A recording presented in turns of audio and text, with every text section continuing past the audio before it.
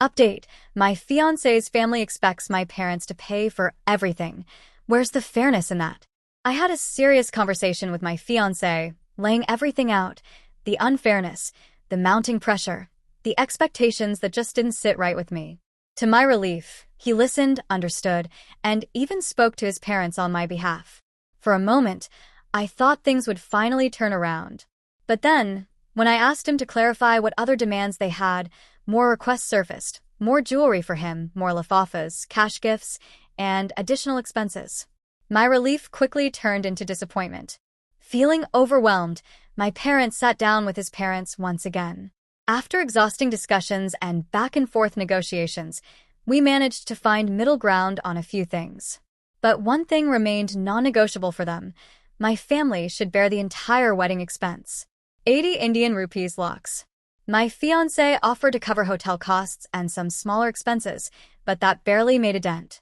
The total still ended up being nearly double what we had originally budgeted. It was too much. It wasn't fair. So, we proposed a court marriage followed by a reception. Something simple, something that would allow us to celebrate without drowning in financial burdens. His parents reluctantly agreed, on the condition that we at least have the faras. It felt like a compromise we could live with. For the first time in weeks, I felt a weight lift off my chest. We started planning again, cautiously optimistic. And then, just when I thought we had reached a resolution, they changed their minds. Again. Now, they insisted on a grand wedding. The same demands resurfaced, as if our previous discussions had never happened.